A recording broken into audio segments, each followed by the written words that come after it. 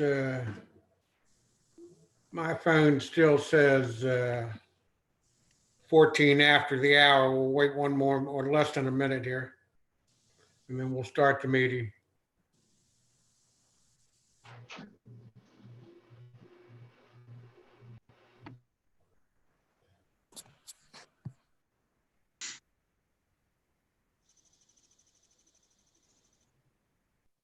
Well, hi, I'm Mayor Cook, Dewey Beach. We're starting the special town meeting for the town of Dewey Beach. I'd like to have everybody stand and say the Pledge of Allegiance if we could, please.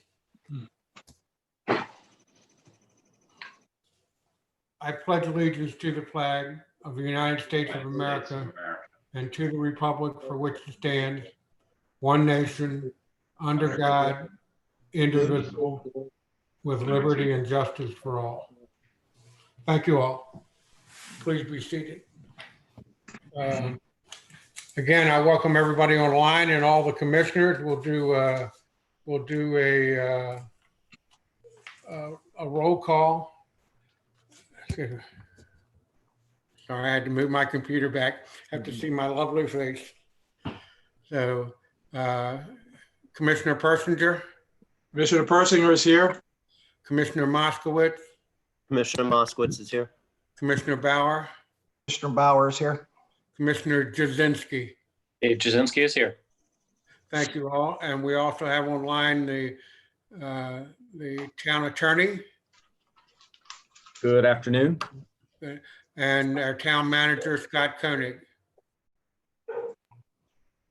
Present. Thank you. Thank you very much. Do I hear a motion to accept the agenda Motion to accept the agenda. from Commissioner Second. Moskowitz and seconded by Commissioner Persinger? Don't forget to speak your name or try to remember to say your name when you, so we have a motion and a second for the minutes. Is there any further discussion? Hearing none. All those in favor, Commissioner Persinger, Commissioner Persinger votes yes. Commissioner Moskowitz, Yes. Commissioner Bauer, Commissioner Bauer votes yes. Commissioner Jazinski.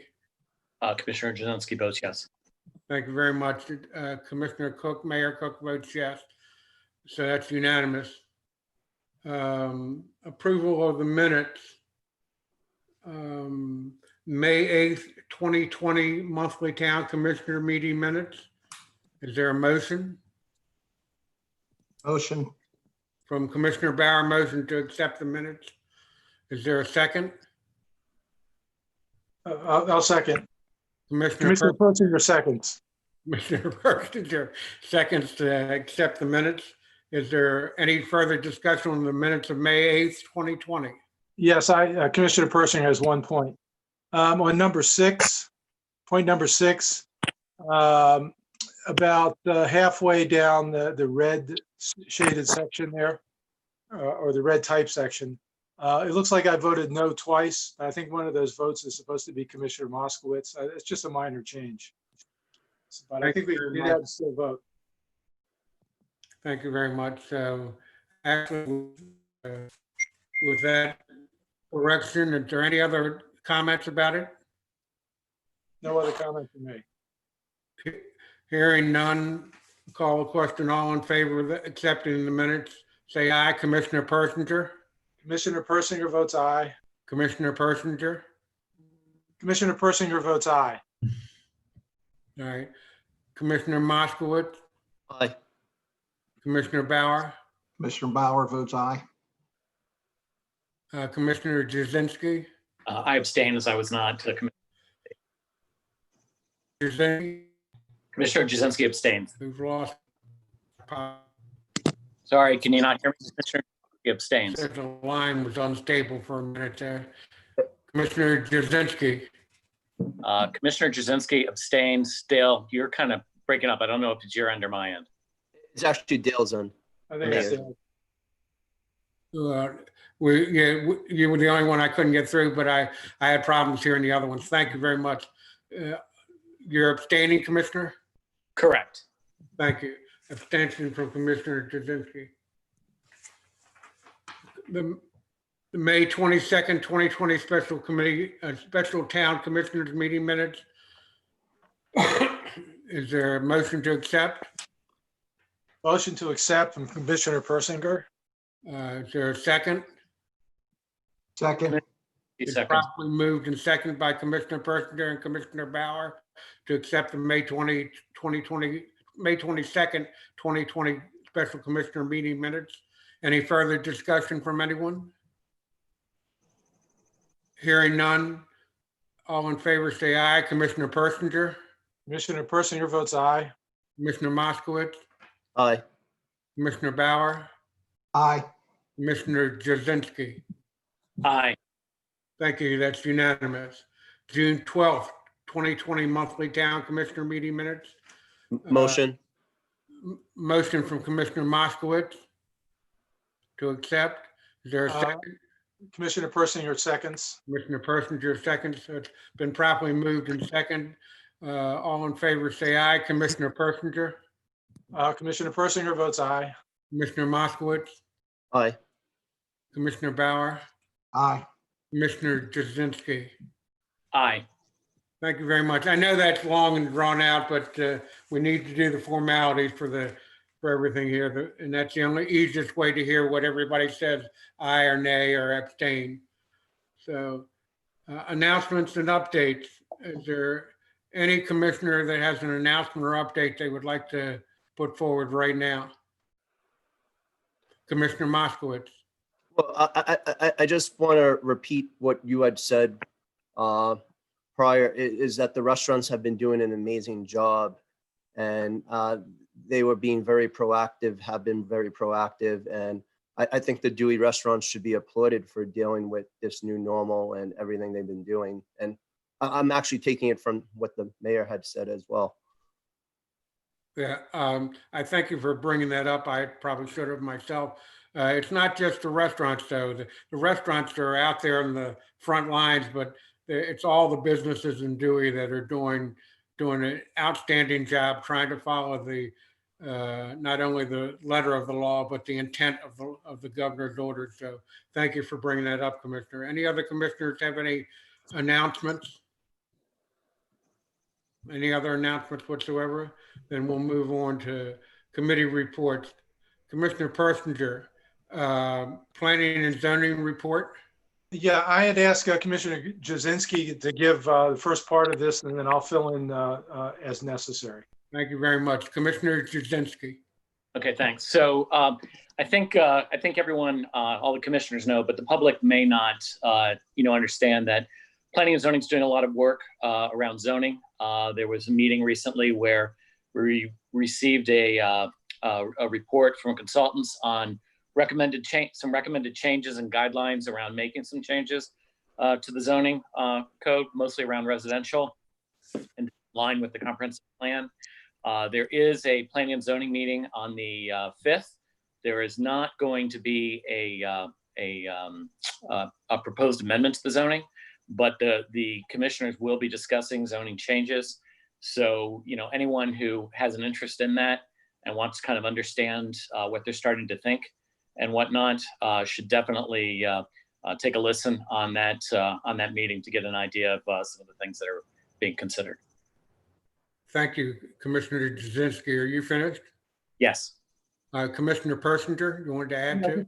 Just a couple of things to add. The Planning and Zoning Commission has a very key role both in developing the comprehensive development plan as well as its implementation. So much of what, as Commissioner Jazinski just said, much of what they're doing is related to implementing the comp plan. And it was also the result of recommendations from our comprehensive development plan committee.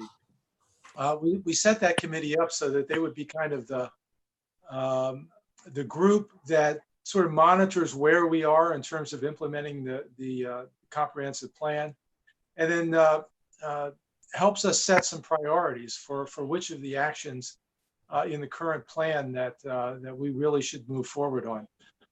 We've just completed a report that the mayor and town manager are about to sign off on, a report to the state that shows the status of where we are in terms of implementing our comp plan.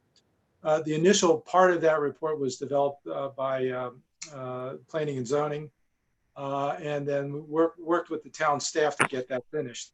And what it shows is that I think we have about 90 or so recommended actions in the comp plan, and we can show progress on about half of them. So there's quite a bit of work to do. I have been in contact with Dave Davis, who chairs our comp plan committee, and he's planning on pulling his group together so that they can work from this current report as a baseline and begin to develop some recommendations for where we go from here. You know, what should be the priority actions that we pursue over the next several months. And again, it's not the comp plan committee who does that sort of thing, but they do make recommendations about where we should go from here. So, you know, it's a way of the committees working together, and I think it can be very effective. Is that it, Commissioner Persinger? Yeah, those are all of my comments. All right, Commissioner Bauer, you had your hands up? Yeah, marketing committee update wasn't on here, but I'd like to recognize some people here. You know, it's a way to start saving some money. We were having staff sit in the life-saving station for Mondays for Movies on the Beach, and then also for the bonfires. So the marketing committee, there's an amazing amount of people that volunteered their time for free to help us save a few dollars here. So Ashley, if you have a second, can you read off the list of those kind volunteers, because I can't thank them enough. Sure. It was Gil Hoffheimer, Alex Hanna, Drew Martin, and Melissa Reisko. Between the four of them, they're covering all 16 events. And when we sent an email out asking for volunteers, within 15 minutes of all four of them emailed back saying that they would cover all the events. Yeah. Thank you, Ashley. Is that all, Commissioner Bauer? No, that's it. Thank you very much, and thank you for your help with that committee also. We appreciate that. Budget and Finance Committee, Commissioner Persinger? Yes, the chair of that committee, unfortunately, Bill Stevens, was not able to be here today or participate by Zoom. But what I wanted to do was just give you a little bit of an update on something we talked about at the last meeting on the 12th.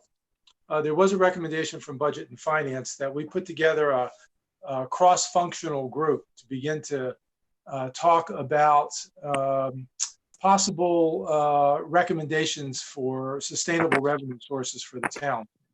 And the idea was that we would invite the chairs of other committees, at least this is the preliminary plan that we're talking about, invite the chairs of other committees to participate in a Zoom meeting discussion to talk about those possible revenue sources. It would be a public meeting, just like any public meeting that we organize. It would be noticed at least 7 days in advance. And we would include a representative, hopefully the chair of the committee, from investment, audit, charter and code review, comprehensive development plan, infrastructure, marketing and events committee, planning and zoning commission, and board of adjustment. So it really cuts across all of the committees and commissions that we have here in Dewey Beach. As part of the agenda, we would send out some background material to these committee chairs. And if the chair is not able to be part of the group, part of the meeting rather, we would ask them to designate a representative for their committee. We don't see this as an ongoing committee. The idea is to bring them together, do a review of the current revenue sources and the significance of those, and then have an open discussion of new potential sources. And out of that discussion, then the Budget and Finance Committee could put together that input from that cross-functional group, and then provide some feedback to the commissioners in terms of recommendations, and hopefully some priorities for the suggestions that they come up with. So we hope to get that moving fairly soon. Haven't had a chance to touch base with the chairman on this in detail, but we will be doing that very shortly. So I just want to give you a quick update on that. Is that all, Commissioner Persinger? That's all. Yes, thank you. Commissioner Moskowitz, do you have your hand up? Yeah, did you say Board of Adjustment? I did. We were including everyone. Yeah, but they're quasi judicial bodies, so I'm not sure it's appropriate for them to be, we would probably have to check. It may not be. Maybe we designate a citizen at large or something. And that could be somebody from Board of Adjustment, maybe not a official representative, but that, we can certainly sort that out. Thank you very much for your comments. We have one more update on the committee report, and that's Comprehensive Development Plan Committee. And I believe Commissioner Bauer, you spoke a little bit about it, but excuse me, Commissioner Perkner, apologize. Yeah, I really covered that already. I just combined that with the report on the Planning and Zoning Commission. They're so closely tied. It just made sense to do both at the same time. Thank you very much. Town Attorney Fred Townsend, at the last meeting and one meeting before that, we discussed the possibility of giving an understanding of whether the town could possibly borrow from itself from various pots of money that we have designated for certain, excuse me, for certain functions. Could you give us an update on that report? Well, I can, and if we get closer to making a decision on that, it may be something that we're going to need to discuss in a different setting. But there does not appear to be a prohibition against it. Generally speaking, there is law out there, not Delaware law, but case law in other jurisdictions that indicates that for idle funds that where a short-term need is present and the documents are executed properly authorizing that the loan is taken and must be repaid under appropriate circumstances, that that type of borrowing is permitted in the absence of any prohibition that would exist in your own code. So that's the good news. That fund, as you know, is restricted, and we'll have to look closely at the wording of that. I'd like to give the final opinion on that again in a different setting, so we can fully appreciate the sensitivities of it if that arises. Thank you very much, Town Attorney. Again, that was just the beginning of the discussion. It's not something that you all have authorized or anyone has thought seriously about yet, but we want to have all options open to us for any possibility of need of funds for this year and next year during this COVID virus problem. One other person, Town Manager Scott Koenig, did you have any updates that you wanted to give on what's going on? I know you're just back from vacation trying to catch up, but go ahead. I have no updates right now. Okay, thank you very much. Commissioner Moskowitz. Yeah, just to update that, the bill that was passed, we submitted to this Senate for a resolution with the hotel tax. That has passed the Senate and the House, and it's awaiting the governor's signature. Thank you very much, Mr. Moskowitz. We should have brought that up. It's a very, very important item. All right, if there are no other updates, action and discussion items. Number 1, discuss and possibly vote to amend and or continue with current budget and staffing revisions already implemented, along with the town manager's plans for future based on commissioner's request of May 22nd, 2020 meeting and scenarios reflecting COVID-19. Long drawn out item, but basically it's about the budget and where we stand and how we plan on meeting how the town manager plans on meeting the agenda items or the items that the commissioners put forward. Town manager, do you want to start to address this? Yes, there was 2 different documents that were sent out. One was yesterday afternoon. The other one was an updated one this morning that shows both revenue and estimated savings or proposed cuts as of this morning. So at the original discussion, we had talked about cuts in the neighborhood of $450,000 or $425,000 the last meeting, the discussion gravitated to cuts in the $250,000 range. And since then, we've been tracking revenues and working on the revenue side as well as the expenditure side. And just very quickly to go over the revenue side, transfer taxes, so far this year, we're at about 31.6% received of the budget, which is tracking slightly ahead of where we have been on our historical average. Accommodations tax is tracking slightly higher than we were at the same time year over year. But if you'll recall, we were low last year. The beach concession contract, there is a payment that will be made tomorrow, July 1, in the amount of $17,500. That has been a courtesy, I guess, that has been extended to the concessions contract by former town managers. The contract actually reads June 15th, but he's been making his first payment on July 1. And the expectation is, as of this morning, he will make that payment tomorrow of $17,500 for the first payment of the concessions contract. Under rental licenses, we have received about 57.8% of our rental license revenue. This is not something that we typically get to 100% early on in the year because the license year changes very close to our fiscal year. So we're doing well year over year, but we'll see how it ends up at the end of the year. Again, commercial business licenses, we're going to start reviewing who hasn't finished paying for their licenses, if there are people, and we'll be back to them to finish up paying. We catch contractors and other people doing work routinely and require them to get licenses. Seasonal parking permits, if you'll recall, when we did this discussion several months ago, we were anticipating 800 permits at the 150 range and 800 permits at the 250 range. Current year tracking is tracking at, we've sold 872 permits at the $150 range. We've sold 230 at the $200 range, and we've sold 200 at the $250 range. We've sold 353.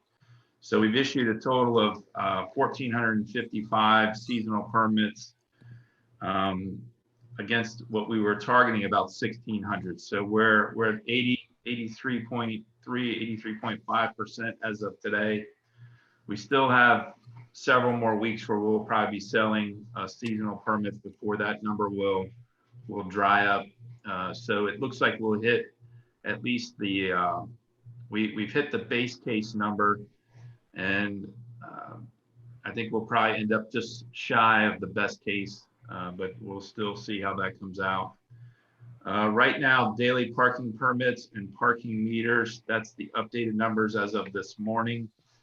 The good news on that is that there's about $150,000, $148,000 worth of park mobile payments related to both daily permits and metering, that revenue will actually hit our books approximately the 10th of July. So that revenue will be included in the July number, not the June number, which will be good for the July numbers. Building permits, relatively strong. We have a number of projects that they're working on at the staff level that we expect to have permits in hand in the coming weeks and coming months. Beach fire permits have been strong now that we're into full season. The dog licensing has been relatively strong. Parking tickets are starting to pick up, and then we'll have some more information on delinquent parking tickets. So when you look at the revenue projection versus the 5-year average, we're starting to close that gap again. We have, I think, depending on how the summer keeps laying out for us, I think that the parking revenue is coming in relatively in line with what we had hoped. And as long as things remain open, I think we will get very close. I think we'll certainly reach the base case, and I'm still optimistic that we can get to closer to the best case scenario on the revenue side. If you move down to the expenditure side, the Excel spreadsheet that you get has the notes embedded in the corners. If you look at in the best case scenario, that's where the numbers are most crisp on the cut side. So right now I'm tracking an estimated savings of about $148,000. And that's the stuff that's in red as you go up the best case cut scenario at the bottom. There are several things that are take the spread from the 147 to the 200,000. We're tracking the Alderman Court savings and also the seasonal code savings right now. The savings related to seasonal police, that was the reduction from 20 to 16.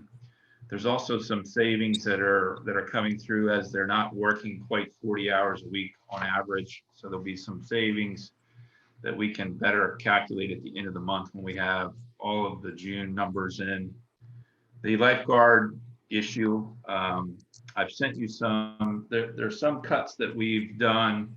We are no longer doing the guarding on the Bay Beach during the week. We've made some adjustments at nighttime related to the monitoring of the Ocean Beach. And then we are going to be, I think, discussing potentially some additional considerations of reduction in staff towards the end of the season that I sent out this morning. And there's other expenditures that, depending on how we go through the budget, I think we'll see some savings. We've been continuing to track some overtime savings with very limited overtime within the staff ranks. And I'd be happy to answer any questions anybody has right now. Just, I'm going to speak up first, and then I'll go to Commissioner Moskowitz, who raised his hand. I know we've put it off until next month, and I know it's not a big issue, but just a comment about, are we progressing towards, and it can be a yes or no comment, are we progressing towards dog licenses online? Ashley and I have not discussed that since I've gotten back, so I don't have an update on that today, but I'll have an update for you at either between now and the next meeting or at the next meeting. And could you comment about how can I say this, the numbers of parking tickets that have been issued, or numbers of people that are issuing parking tickets, or are we issuing them as we go along now? Yes, we are issuing parking tickets. In the code side, we have 3 people that are working 40 hours a week writing tickets. On the police side, there are hand tickets being written by the officers, mostly related to things like parked in the wrong direction. The officers are not tied right now into the T2 system because we have not granted that access and completed all that training for them. And so as we come out of the 4th of July, once we address our holiday issues, we will start using them for additional follow-up on tickets and writing tickets. So that's where that stands today. Has there been any use of or need for use or use of the boots that on cars? I don't have that information today. I'd have to ask Merle. Thank you very much. I appreciate it. Commissioner Moskowitz. Yeah, what adjustments did you make for nighttime for the beach patrol you mentioned? There used to be a monitoring of the beach at 1 o'clock in the morning on certain days of the week. That has been cut back. Well, we can discuss individual items at length outside of here, but did you have anything else, Commissioner Moskowitz? Yeah, I wanted clarity on that, and my opinion would be I'd rather have that beach patrol. I believe the time to cut the beach patrol was in June. I believe now you have full summer happening in July, and August is going to be a very busy time. And it's very possible where people go to online instead of going back to school or going remote. And it's possible late August and early September could be very busy as well. So I think as far as the beach patrol, we had the chance to cut, and now in July and August, I actually think restoring that night shift would be good. The one place I do think you could cut is on the base side, because I don't think even on weekends, lifeguard is needed. But just the one point to add is, like, looking at the numbers, what concerns me is with the accommodations tax, we have really no idea what that number will be till the end of the summer. And if people lose 1 or 2 rentals, that could be a 10 or 20% hit. And that could affect us bottom line as well. When I'm looking at seasonal parking permits, I see it was about the same number. And I think the reason why it's the same is because we raised the daily and the weekly parking, so more people would opt to get the seasonal. So, I mean, I expected that to be consistent, but it really does concern me. The daily parking looks to be down, and I mean, it's a function of phase 1, phase 2, but I mean, I really think we should just assume we're closer to the base case, that 700 grand number, than to assume that things will get better, because with COVID-19, we have no control over things. Thank you, Commissioner Moskowitz. Commissioner Persinger. Yeah, a couple of comments. Just overall, when I look at the revenues, I think I said at the last meeting, it looked to me like we were probably going to be short somewhere in the neighborhood of $400,000. I still think that's probably the case based on the updated numbers, but it's really critically important for me, and I think for the rest of the commissioners, to get as much data as possible from the town manager and his staff as quickly as we can get it, so that, you know, if we need to make some adjustments, we can do that quickly with a good sound base of information. So again, I'm thinking that, you know, $400,000 is probably going to be our shortfall, and that's what I'm considering as our base case. I am curious. At the last meeting, the mayor asked Commissioner Bauer and Commissioner Jasinski to meet with the town manager about possible changes in expenditures, the reductions in expenditures. I'm just wondering what was the specific product of that conversation. I'm assuming it took place. I'm just wondering what the product of that conversation was. That was going to be a separate comment in this, along with this item. But, okay. But that's all right. It's a good time. This is a good time as any to do it. And if Commissioner Bauer or Commissioner Jasinski wanted to comment, Commissioner Bauer, you had your hand up. Your mic is off, Commissioner. Sorry about that. You know, when we met, you know, that $400,000 number, you know, we've batted around a lot of numbers, really. And, you know, we were in the discussion of cutting a public service like lifeguards. So, you know, when we looked at, and Scott, that was what, 2 weeks ago? Yeah. We met? Yeah, I think it was. The number I wanted to look at is, you know, obviously we lost Memorial Day, and you're not going to get Memorial Day back, right? However, the first 2 weeks of June were better than we normally have in the first few weeks of June from a tourism standpoint. There was a lot of people in town, and I think everybody could attest to that. So I think we made up that ground there. And looking at the assumption of, is this July going to look similar to last July, and will this August look similar to last August? If that's the case, then we're not off the $400,000. And I know how we go about and make projections. We all come up with a number, and then we try to attach a conservative number. It's a best guess on pretty much you know, everything that we could come up with. So there really wasn't any science behind the you know, the $400,000 number. You know, there was a lot of opinion of, I think this may happen, or I think that may happen. I did go down a list of of lifeguards. So I think it costs us roughly $3,000 a day. And then there's a list of things that the lifeguards are required to do in addition to watch people swim. That if we get into cutting services, you know, these are going to be things that people are going to be unhappy with, but I'll read down the list of what they are anyhow. Handicap access service. They need a lifeguard to help them on and off the beach with the wheelchair. Who's going to do that if we're cutting the staff? Emergency medical services. I know we talk about cutting a lifeguard on the bay, but that's probably where the EMT's most needed at. That's probably where more accidents happen than anywhere else. Commissioner, I apologize. Excuse me, Commissioner Bauer. I apologize for interrupting. Is this about the meeting or Yeah, these are things we talked about in the meeting. I'm just giving you an update. Okay, thank you. Night patrol. You know, not patrolling the beach at 1 o'clock is an area we could cut. There's a consequence to everything that we cut. Just, you know, just so we're fully aware of what we're saying no to. Beach ordinance enforcement. If we spread out the number of lifeguards during the week, one of the things that is going to fall short is the enforcement of, for example, drinking on the beach, which I know will raise everybody's eyebrows and saying, well, we got to enforce that, right? Because if that lifeguard is 2 or 3 blocks away, he has no idea what's going on 2, 3 blocks away while watching the water at the same time.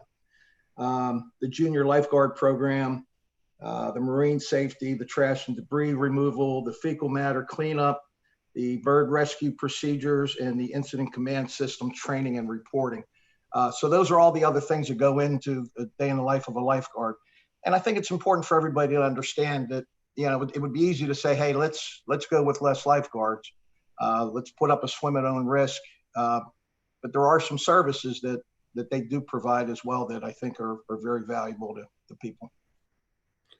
Thank you, Commissioner Bauer. Is that all you have to say right now? Yeah. Commissioner Jazinski, go ahead. Yeah, is it okay with you, Dale, if I kind of combine my questions with the update on the meeting? Absolutely, absolutely. Okay, so you know, my take on the thing, I think at the end of the meeting, you know, what we agreed was Scott would come back with a kind of an update on what I would call an in progress cuts of the $250,000 that we asked for. And I assume, Scott, that your base case where you've got $253,000 in expense reductions is a combination of proposed and in process, right? Yes, so if you look on the, just below the yellow bar, I have a number of 147, 873. So the range I'm kind of gravitating at right now is between 147, 873, and that 253 that you see in the next column. That's where we're at. Okay, so and I want to make sure before I go through my questions to you that we're all on the same case as far as language. When you outline base case, whether you know, for revenues, you're saying that is your closest to the pen estimate of revenue, and best case is an optimistic view. That's better than your closest to the pen number, correct? Yes. Okay. So I want to kind of go down on revenue and just ask you a few things on that so we can know what we're talking about. The first is on the beach concession contract. We talked about that previously, and you have the base case as being a shortfall on that. I thought because the beach got open, we were going to get the full concession contract. That's correct. So the base case really needs to be updated to 100%. Okay. All right. Gotcha. Yeah, and so that's something I can make a change to. Okay, great. And then on parking ticketing, you know, I know, you know, April and May were largely a wash for a variety of reasons, much of it just being that no one was here. But June, you know, people were kind of in town, and I see our ticketing revenue being lower, you know, month to date in June. And what I want to understand from you is how much of the shortfall is the approach that we're using in terms of reduced staff and or having police trying to do the ticketing versus reduced people actually parking illegally? So there is a reduction in staff. I think last year we were in code, we were probably in the neighborhood of 5 full-time seasonals. Mm-hmm. I'll have to pull the data. So there's probably 2 people were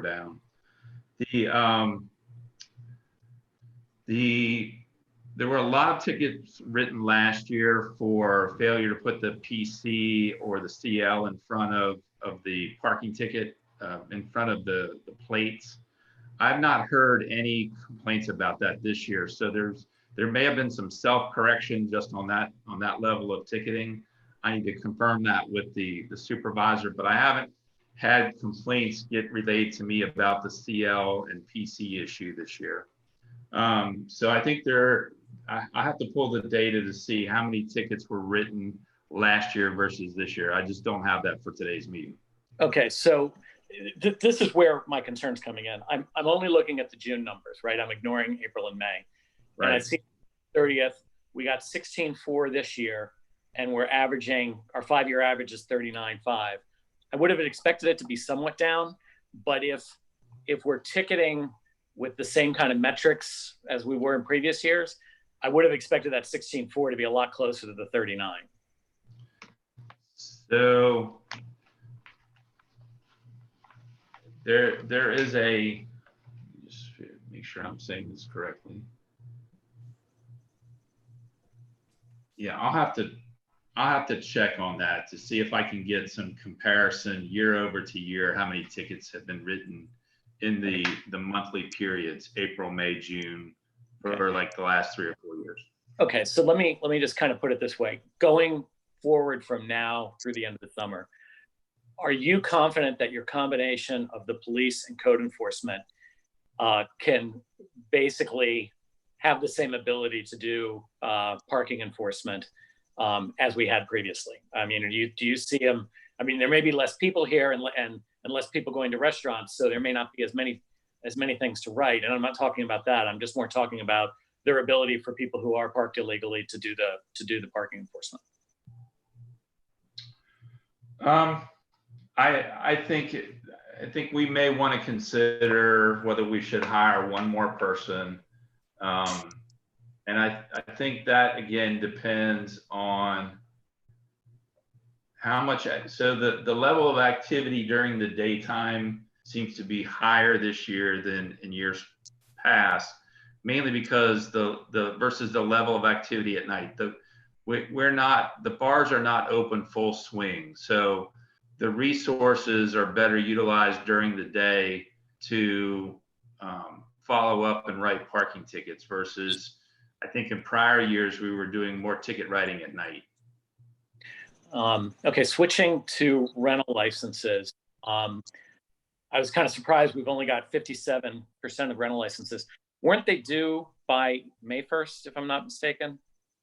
So this is one of those issues where you have to look at, because the license year, the revenue comes in different sometimes than the license year. So if you look at rental licenses, there's a sheet I usually send out.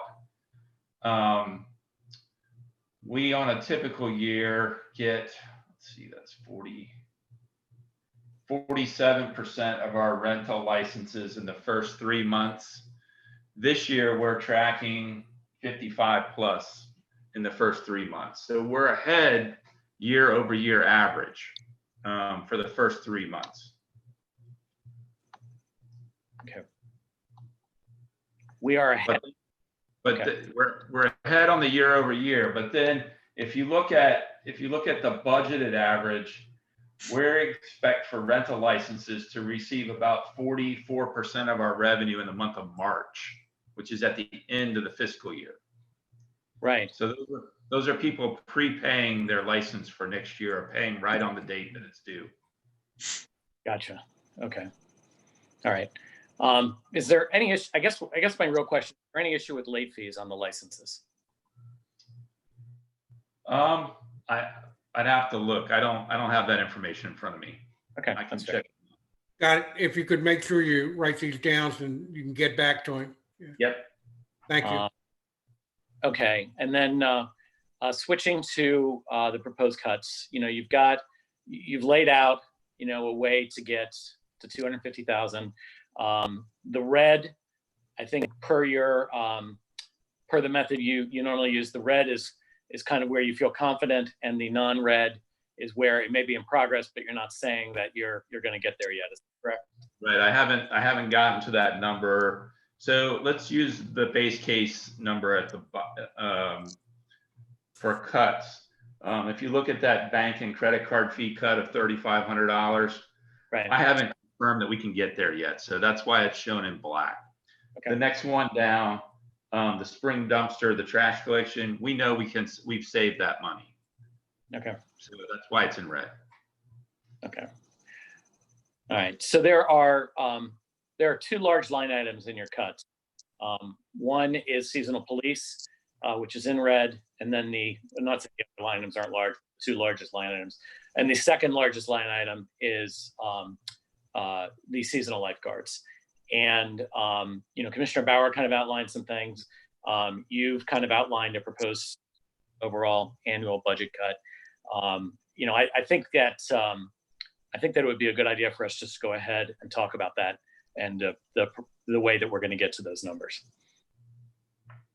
So on the police seasonal budget, we didn't hire 20. We didn't have 20 applicants. So we're roughly, I think it's 16 that we went to. So that's why that's in red. I basically took the budgeted seasonal police and removed 4 people from that budget because we didn't hire the full complement. So, and as I said, the people that are left, we're tracking a little bit less than 40 hours a week. So as we get through the month of June and we close the month and we start the month of July, as long as that trend continues, that $45,000 number is likely to go up slightly, maybe $8,000 to $10,000 as we progress through the summer. Okay. On the lifeguard budget, that $19,000 that you see in the best case was, I think it represented just a simple across the board I think it was 5% cut. Let me just check. It was an estimated 5% reduction. It wasn't specific to any type of action. What I think we should consider is an early wind down of the lifeguards, whether it's because it's likely that everybody is going back to school. The behavior on the beach, based on discussions with the lifeguard captain, improves as the summer goes on. The composition of the people on the beach changes as the summer goes on. And we have a natural wind down at the end of the summer. So because we've obligated ourselves to guarding through Labor Day, as the state parks start to close down a little early, we pull new guards at the end of the summer to maintain the beaches. Now, if the thought is, we're going to have strong crowds all the way through the end of August, we may not be able to go this route. But if there's a definite decline, or if we really have a revenue problem as we progress through the month of July, that gives us time to announce that we're going to stop guarding the beach on a specific date, or we could go to in late August only going to the weekends. We could do Friday, Saturday, and Sunday for the last 3 weeks of the season. And there are relatively significant savings in that issue if you say we're not guarding any specific road versus every other road, or if we take a full on, this is what we're doing and what we're not doing, it gives us time to promote it, it gives us time to advertise it, and you would see the same thing on, say, August 22nd that you see on September 8th. Okay. That is the difference. Okay, so is your, I guess, recommendation and/or position that to achieve savings beyond the 19,000 with lifeguards, that we need to curtail service at the end of the season rather than more reducing it interest? Yes, my recommendation would be, I would be a lot more comfortable with respect to safety and overall, enjoyment of the beach with winding down sooner at the end of the season rather than trying to save money spotty as we get into the height of the season.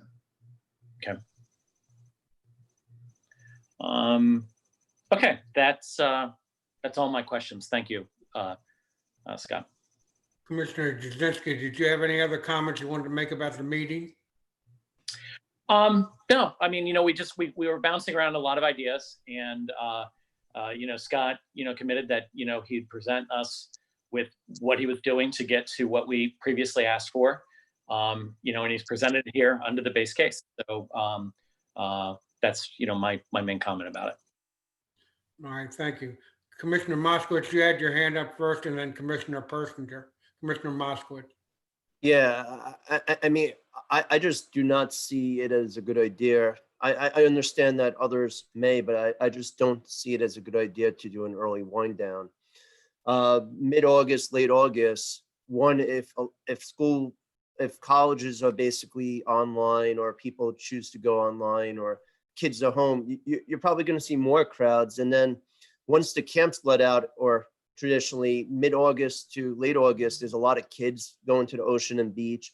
And I think if you had a choice in between reducing some service intermittently versus total early shutdown, I think reducing intermittently is a better option. But right now, as Commissioner Bauer and I think others have alluded to, you're seeing a lot of people coming to the beach, and the beach has been packed. And I think the time to reduce service for that is past it. The only other comment I'd like to reiterate is I really think, and I believe in redeployment, and I believe the Bayside lifeguard on weekends is wasted versus having someone at the beach. I really believe a nighttime lifeguard at 1 a.m. The person is patrolling in case someone to prevent people from sleeping on the beach, to prevent people from things happening on the beach. And I think it's a very valuable service that 1 a.m. lifeguard does, and I really would like to see that restored. Thank you, Commissioner. I'm going to, before I go to Commissioner Persinger and before I go to the town attorney, I want to make a couple comments, or just one comment actually. And this is not addressed at any one particular commissioner, but just in general. I hear a lot of commissioner comments about we have to cut the budget, but when it comes down to certain things, it's, oh no, we have to hire people, or oh no, we have to keep all the people we have, or we can't afford to do this. But understand that either you're going to cut the budget or you're not. You can't have it both ways. You can't say we need to cut, and town manager, you need to come up with cuts in the budget, and then say, oh no, we can't do that, or we can't, every item that's suggested to cut, to say that we can't do it. So I'm going to go to the town attorney first. He had his hand up, and then Commissioner Persinger. Town attorney. Thank you, Mayor. I just had a quick comment. I haven't spoken with the town manager about this subject, but I did hear him mention that there has been some cutting back of the nighttime patrols, and we've had a lot of discussion about that. But I did not hear the town manager say that there is an elimination of nighttime patrols, and I certainly don't want there to be any discussion of what the patrol schedule might be. I wouldn't want anyone observing this meeting to come away with the impression that we're not patrolling the beaches when we think we need to, including after hours. So I don't have any personal knowledge of what the patrol schedule was in prior years and what it is now, but I don't think it's fair to make the case that we're not patrolling the beach, because my interpretation of what was said is we are doing that to the extent we feel absolutely necessary at the present time. That's a very good comment, Mr. Townsend. I appreciate that comment. It is very valid. Commissioner Persinger. Yeah, and in listening to all the comments here, I guess my focus really is on that those four numbers at the end of the base case column in terms of expenditure cuts. You've got a couple of items in the previous column that are in red, where the town manager feels pretty confident that those cuts could be achievable. But I'd like to know what it's going to take to get to some reasonable level of certainty for those last 4 items. He's already told us about how he could achieve more savings in the lifeguard program. So I think that, we may not like it, but, one way to get to almost $40,000 in reductions is by winding down the season sooner than we might have anticipated. How can we get to those other cuts? I mean, we've got a potential cut of $25,000 in extra duty police officers, I believe. Yes. Can you just say a little bit more about how we could get to those cuts in that middle column? So again, we built into the budget, I can't remember if it was $50,000 or $60,000, but it was roughly $50,000 to $60,000 for outside contracted extra police late at night on the weekends because of problems that we experienced last year. Currently, because the bars are not operating at the capacities that they were last year, we have not been pulling in those additional officers on a weekly basis. So as we progress through the budget, each week we either save all or part of that component. So the 12.5, I believe, represented 4 weeks. I've got to go back through and add in June and just confirm these numbers as we close out the month of June. And then that number will elevate once we confirm it with the end of month numbers. As far as the seasonal code enforcement, we had through the last payroll in June, saved roughly $28,291 in manpower savings because we have not hired a full complement of seasonal. So when we get halfway through the month of July, we're roughly probably 4 people times 40 hours a week that we're saving at the moment. So that addresses the first 2. The Alderman Court, again, early on, we made a decision, or the judge made a decision to take court to 2 days a week versus 3 days a week during the summer months. And that $20,000 was the estimate of savings based on doing that. We do not have a high caseload at the moment because of multiple months of courts being shut down and not writing a lot of tickets that are being appealed. So now the court systems are starting to open back up. We still believe we can maintain two days a week at the moment through the end of the summer. So I think if you looked at the bubble, hold on a minute, let me pull that up.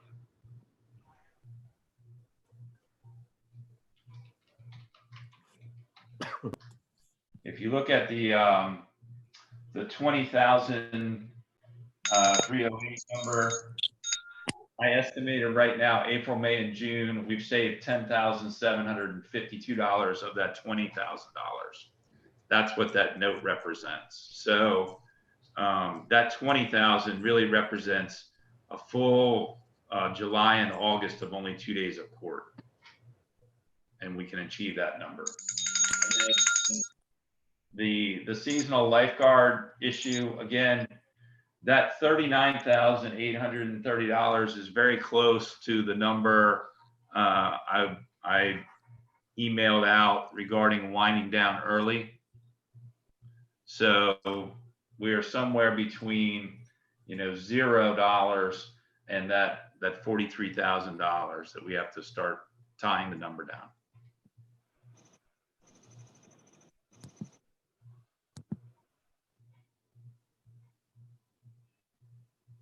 Scott, Yes.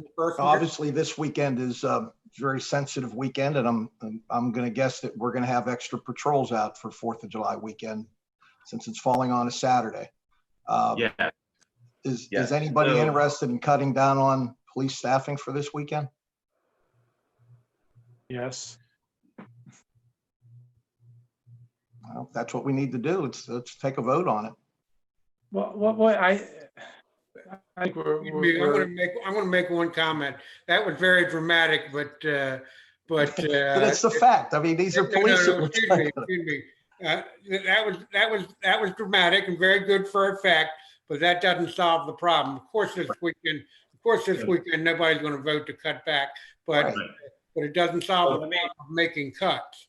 Yeah, let me just address this weekend. Right now, we have event planning going on, and we will be fully staffed in every component of staffing that we have people hired, including lifeguards, including seasonals, including part-time officers, to address the event that's planned at this time.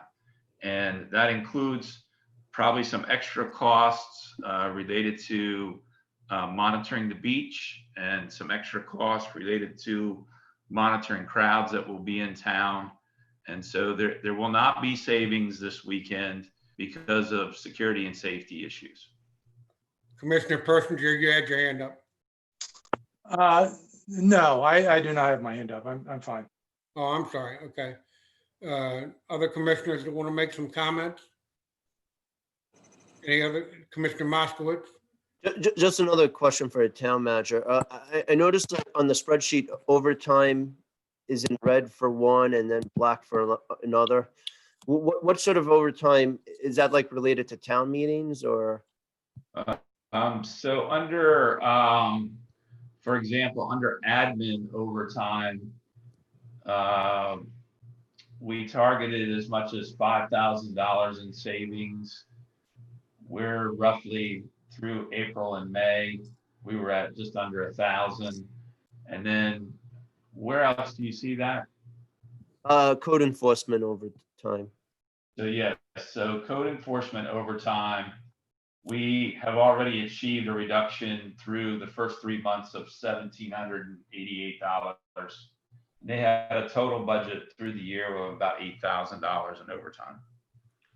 But like, so is like the code enforcement overtime being reduced because you have potentially more people and they just don't exceed that overtime, I'm guessing? So that overtime is related to the office and supervisor help. So they are still working within their 40-hour budgets. Okay. All right. I think, again, we have to be very realistic about things. Of course, we're not, when the times when we know there's going to be a definite need for safety and a definite need for additional safety, and additional personnel, we have to bring it in. We have to bite the bullet no matter what. But we have to give Scott the ability to be able to cut back. We're telling them, and we have told them, that $250,000 in expected budget cuts was the last figure that came out of the from us and from the meeting that he had with Commissioner Jasinski and Commissioner Bauer. And we have to allow him to make those cuts, and we have to encourage him to make those cuts. And we can't sit back and say, every time he says, I'm going to make a cut here or make a cut there, oh no, don't do that. Or you have to be, if you're saying we have to make cuts, and you need to come up with them. If you're saying we have to cut back, well, where do you want him to cut back? And again, when he comes up with a comment where he does want to cut back, you can't say, oh no, we can't do that to everything, but Scott, come up with a cut. So, and that's what we have a tendency to do. So we have to be realistic about this. Commissioner Persinger. Yeah, I was just going to say, that's why I began to focus on that middle column. He really has come up with a total that seems to be about what we asked him to do. And that's why I really wanted to focus on how we get those numbers that are currently in black into the red type so that he actually has some confidence. Again, we may not like the way that he gets to some of these numbers, particularly the lifeguard numbers, but I think the advantage of what he's proposing with the lifeguards is that we can watch that over time. We're going to watch revenues and see if the picture changes. If that improves, then we'll be less concerned about winding down things early in August, or earlier than we normally would in August. And if things begin to look about as bad as we think they are right now, we may have to make some decisions, some hard decisions about some of these cuts. So I'm not asking him to add anything. I mean, I think that, the total he's come up with here under the base case is about what we asked for. I would just like to see us move again toward making those numbers that are in black, numbers that are in red, and that we can feel confident that actually can be cut from the budget. Town Manager Koenig, did you want to comment on that? No, I think we're all tracking in the general direction. There's some deviations, but again, I'm still, as I said in my email, I'm still optimistic with respect to revenues based on what I see today. Commissioner Jasinski, did you have your hand up and I missed it there? Yeah, you did it up, and thank you, Dale. First, Scott, I wanted to thank you. When we were in our meeting 2 weeks ago, we did talk about July 4th and the fact that additional staffing kind of had to be in there. And I see that, your base case includes keeping some money for additional staffing when we have a situation like we will have on July 4th. You've done what we've asked. You've presented it. To Gary's point, we want to see, kind of more in red. The lifeguard plan may not have been my preferred way, but I'm not offering something alternative. I wish we had cut a little bit earlier and a little bit more during the season, but this is your town from an executive point of view, and we should support you to do it the way that you think's the best way to do it. So from my perspective, we gave you your direction for $250,000 in cuts, and you should continue to proceed along our previous guidance. And we'll be getting updates at every meeting. And if anything needs to be changed, we'll change it. But I don't see any reason at this meeting to make any changes. Any comments from the other commissioners on this subject? All right. Hearing none, then shall we move on to the next subject? Thank you. Item number 2, discuss and possibly vote to approve an ordinance related to expansion of premises in the off-season. This has been put forward by Commissioner Moskowitz. I'm going to ask him to speak first and then Commissioner Bauer. Commissioner Moskowitz. Yeah, so this was proposed because what happened was about a year and a half ago when we wanted to put on the Winter Gala, we found that the place had a limit of off-season events. And it got pushed through. But we wanted to basically make it more formal because the off-season is a long time. Things happen. It's cold. An off-season event like Dewey Goes Pink just brings the community together. And it went through the commissioners. It went through planning and zoning, and then it went through the commissioners again. So the first change this does, it actually tightens up the rules. So instead of it being one per applicant, it's one per business establishment, or two per business establishment. So what it does is it means if you're a business and you have 5 people running the business, you can't just say, hey, each of us will apply and then we get 5 chances. It tightens up that language. But at the same time, it adds additional events that someone can do in an off season. So instead of 2 events in the off season, it allows someone to do 4 events. And those 2 extra events need to be family friendly and intended to support a charitable organization or fundraising for town improvements. Then in addition, it also adds languages that the town commissioners have complete discretion and reserve the right to deny any application following the application process and public hearing. And it basically says if any one thing is unenforceable, the rest of the ordinance will stay forward. So, I just think it makes it more sense to have the ability to have additional Dewey Go Pink or additional events in off season. So bring everyone together, and the commissioners can always get a hearing and choose to deny the applicant. All you're doing is letting people apply for the right to host an event. All right, thank you, Commissioner. Commissioner Bauer? Yeah, my thought was the House Bill 349 that just recently passed. A few months ago, we allowed the businesses to expand into their property lines there to on a temporary basis, at least till July 30th, I believe, or until the governor lifts restrictions. That's correct.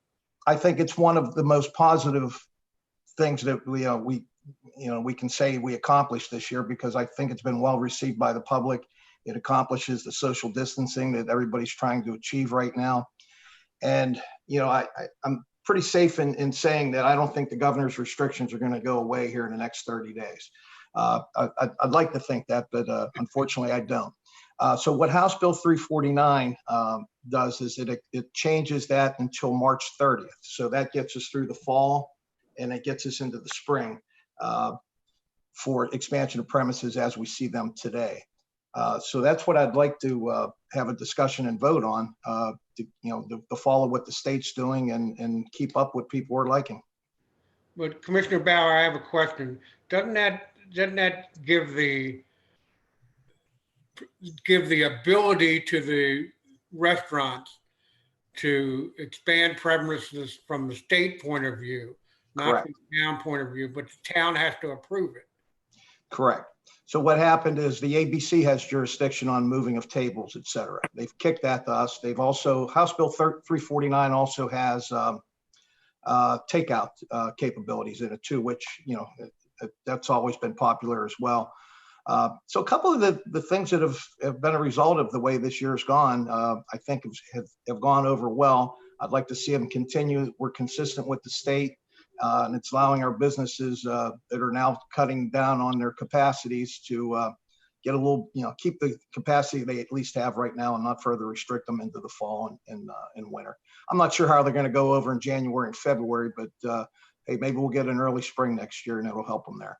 You make a very good point. I'm not sure how the two compare. Our expansions of what we consider expansion of premises versus what the governor is considering expansion of premises out into the parking lot. Could you? Yeah, what we voted on was to allow it to be an administrative function. Commissioner Bauer, wait one second. I noticed Commissioner Moskowitz and Jazinski have your hand up. I will call on you. I think Commissioner Persinger also. I will call on you all as soon as Commissioner Bauer finishes speaking. Yeah, what we did a few meetings ago was approve allowing it to be an administrative function. Scott took applications, passed them on to the state. I think we put an 11 o'clock deadline on those Correct. on those expansions, and I think that's where we're at right now. But we're 30 days or 31 days away from that going away again. So I'd like to see that continue. So I'm going to ask you a question. I'll get to Commissioner Moskowitz. You're going to be next, then Commissioner Jazinski, then Commissioner Persinger. But Commissioner Bauer, I lost my train of thought there. I'm getting to be old, Commissioner. Sorry. Are you saying that you would rather not discuss what's on the line item 2 right now, and you would rather discuss the? Well, I don't think it's necessary because it's taking the expansion of premises just the way we're doing it now, and then through the fall and into the end of March. Would discussing what we have on line item 2, would that change anything that the governor has ordered now and what we have put in place now? I think they're both one and the same, right? No, I don't. Well, what's the differences between them? I don't do that, but tell me why you believe that, and then I'll go on to the other commissioners. Okay, for example, the Starbird's parking lot. So he could do Dewey Goes Pink. He could do Dewey Goes Pink right now as well, with his current expansion of premises, correct? No, he could not. He had to sit down. It's still sit down, but those governor's restrictions are going to stay in place, right? We think. Till March. I got you. Okay. All right. Let's go. I'm gonna interrupt. I said the 3 commissioners, but I'm going to speak to the town attorney first. Town attorney, go ahead. Thanks, Mayor. I need to make myself familiar with House Bill 349. I thank Commissioner Bauer for bringing that to my attention, but I think they are very different things.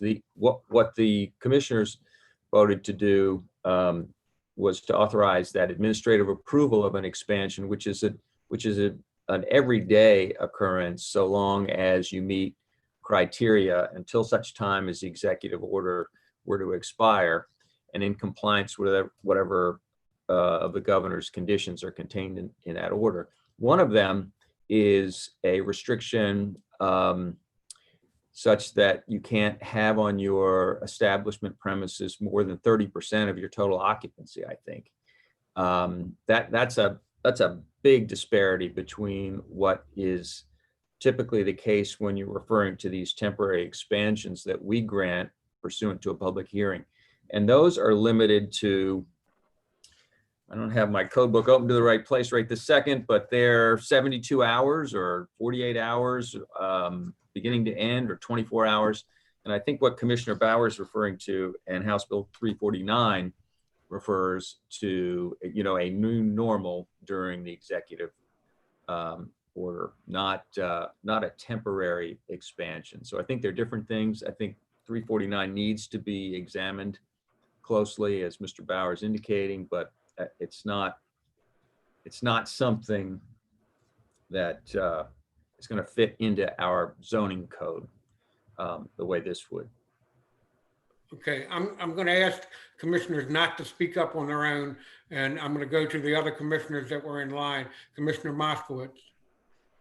Yes, so this has been a year in the works, and it was started before the COVID-19. And it allows a place like Starboard, let's say, to do a Dewey Go Pink or a 5K. The temporary expansion is something different. It's, when we passed it, we did not pass it till July 31st, as the solicitor said. We passed it till the period of the executive decision, which it looks like it's gonna probably be extended to March, depending on what happens and what have you, but that's for seated dining. This is more for an event, which is different. If we decide to make the outdoor seating permanent, which I believe the outdoor seating has been a huge benefit and it's changed the way Dewey does, you're going to need to have planning and zoning hearings, and then commissioner hearings. So you're going to need two sets of hearings that takes months into, and that could be for seated dining only. This is for an event, which is a little bit different, like a Dewey Goes Pink as an example, or the other event that was approved was a Gary's Flight of the Phoenix, where they had a 5K and they set up in the backyard a nice little tent area and stuff. So this is applying to events. It's like apples and oranges. Like, I understand what Commissioner Bauer is stating, where the off-season events may or may not happen because of COVID-19, but this just wraps up something that was started a year ago and just makes it so it just fine-tunes the law to allow the establishments to have some extra events for family-friendly purposes, and but also tightens the regulation to change it from applicant to establishment. Thank you, Commissioner. Commissioner Jazinski. Yeah, thank you, Dale. I won't go into a lot of detail about what Fred and Dave and yourself have already pointed out, but I definitely concur that these are two very different things. The proposed ordinance on our temporary expansions where they're event-based, I think is a good thing. It tightens up the language, potentially eliminates some misunderstandings, also gives the commissioners discretion, based on what we think is the right thing to do. So I think it's a clarification ordinance, and I think it's a good one. Regarding 349, which I'm not familiar with the text and the dates and whatnot, I do think that's something that we should be discussing, and I think it's something we can certainly put on July's agenda, where everyone has a chance to kind of review it in a little bit more detail and think about the implications for the town. Right now the use of the parking lots has been very successful, and through this health crisis we definitely want to support the businesses as much as possible. So I'd like us to see us to have a discussion around that Bill 349 on our next meeting's agenda. Thank you, Commissioner. Commissioner Persinger. Yeah, I just to be clear, I mean, what we're talking about here is actually amending existing code. We already have in the code restrictions on temporary expansion of premises, and there are some criteria under which you can get it approved, and there's some criteria under which you would operate such a temporary expansion. What the governor has allowed and what we voted to agree with and to allow here in Dewey Beach is something very different. And obviously needs to continue. It's essential to the businesses in town, and I would certainly have no interest in trying to oppose that in any way. I do have one question though. I mean, because this is existing code, and we're talking about amending it. We have this language in here about an applicant, and the proposal here is to change that to business establishment. It's not clear to me that we've had confusion about the term applicant. It seems like this has worked well for quite some time. I just would appreciate the town attorney's perspective on both the need for and the significance of that change in language. Well, I would just remind the commissioner that at one time, the applicant was the person running the event, and it was not the business owner. And that's what we're touching bases there on that particular item, because that matter of fact, one of the restaurants that we've, I believe it was myself or Commissioner Moskowitz that mentioned that, well, wait a minute, we don't even know that the business owner agrees with this because he hasn't signed off on this. So that's why that term was changed. Am I correct, Commissioner Moskowitz? Yes. Thank you very much. And town attorney, are you on board with that? Maybe on board wasn't the proper term.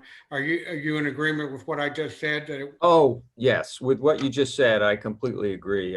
I don't have strong feelings about the change itself. I understand the interpretation or the desire for the change on the part of Mr. Moskowitz is a reaction to the way we interpreted the code to allow the Winter Gala to take place at the Starboard, when the Starboard had already exhausted its number of events. Now, if we were concerned about that, of course, the commissioners during the hearing process could have denied the application. So making the change, I don't think making the change does any tremendous harm. I think, just as I don't think leaving the language applicant rather than business establishment does a tremendous amount of harm either, because the commissioners in the end can elect to deny the application because it exceeds the number that are permissible. I do have some other comments on the ordinance, of course, but I can make those quickly. No, I wish you would go right ahead and make those comments now. Okay, just a couple of things. Of course, I didn't write the ordinance, so naturally, Mr. Moskowitz, I have to find something to say about it. So I would make reference in your section 1, and Ashley maybe can follow this, but where in the third line it says appearing therein, instead I would say appearing in table 3, comma, uses in resort business districts. You want to repeat that slowly so Ashley gets that? Right. So the first word of the third line is appearing. The next word is therein, and I would strike therein and instead insert in table 3, which is where this language appears, as opposed to just appearing in the zoning code. So it would say appearing in table 3, comma, uses in resort business districts. And then it would go on to read, and by substituting in lieu thereof the following, colon. And I think there's just a stray phrase that followed that in the one that I printed out. That can be deleted, where it says thereto a new subsection. I think I know what's being referenced by that, but I don't think it's necessary, and I'll explain.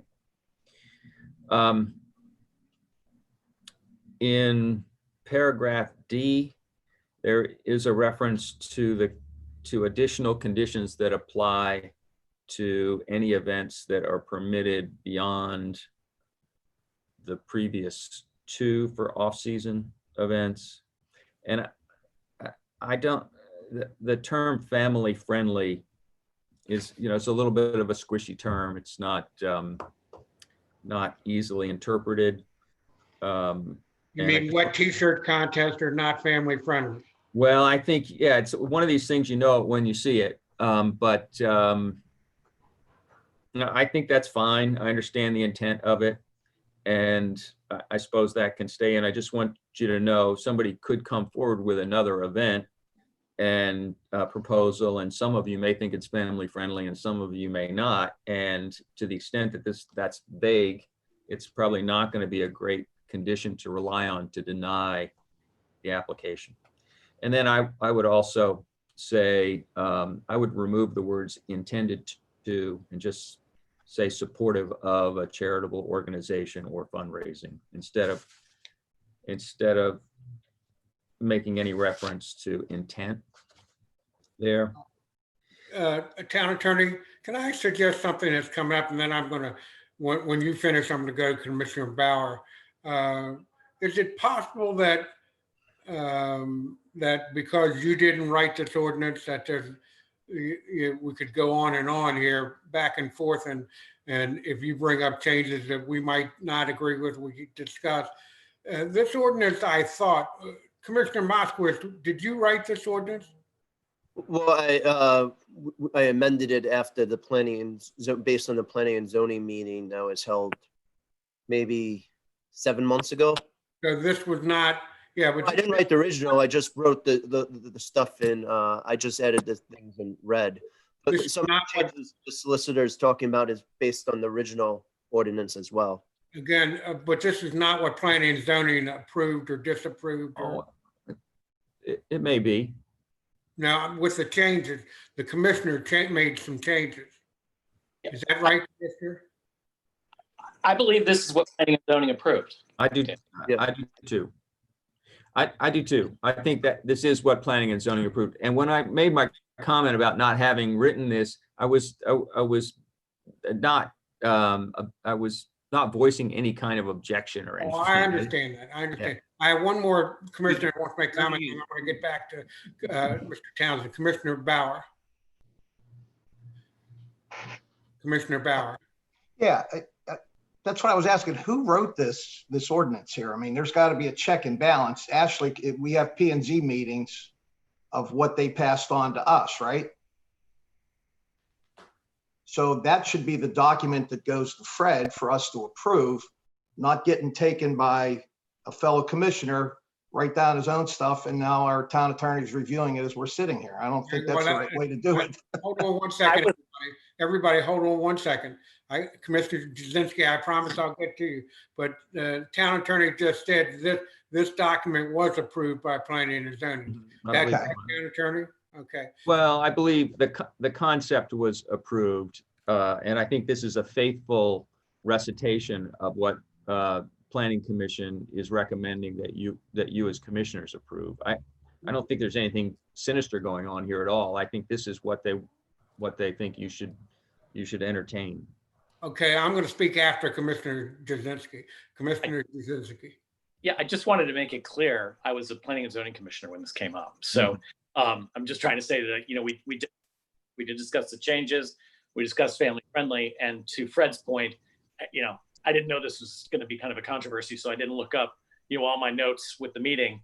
But I believe that this is indeed what we voted and we approved in a P&Z public hearing. Okay.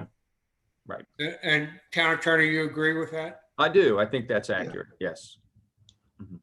Okay, Commissioner Bauer, I'm gonna give you one last comment. Yeah, I'm just trying to understand how the flow of it goes. So doesn't it get signed off at the P and Z meeting, submitted to us? So somehow did that process not occur? Well, I'm gonna ask Commissioner Moskowitz, did you add or delete anything from what was done at the planning and zoning meeting? The meeting was in January. I'm trying to look it up. I think it was January 11th. I mean, the only thing I changed is dates and ordinance. Ordinance number from then. Yeah, but it should flow from, I guess Mike Harmer's still the chair, right?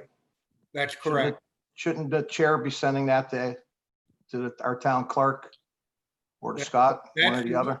That's the normal operation. Right. I'm just suggesting we follow normal procedures so we don't have any additions, deletions that we find out later didn't happen. Excuse me one second. You're absolutely correct that normally the way it happens is that it gets attached to the minutes of the meeting. It becomes part of the minutes of the meeting of what was passed. And Ms. Hudson, if I could ask you, do you off the top of your head remember whether that's what happened here? I will have to double check. I know it was about 7 months ago, so I don't want to say for certain, but I can check today and let everyone know. You can check it, yeah, but you don't know that for sure now, right? And town attorney, you said do you believe that this is what was passed by the planning and zoning? I really do. I think this is what this is the result of their consideration of this topic, which was sent to them. And again, I just have a couple of technical points that I wanted to make, and just maybe one or two more, and I'll be real quick. I didn't expect them to be controversial. Okay, I'm gonna say though that there's a bit of controversy, and I apologize to everybody for this. Maybe I should have checked before we had the meeting too. But if there's a controversy, if this were to pass, we should pass it with the caveat that it be the same thing that was given to us at planning and zoning for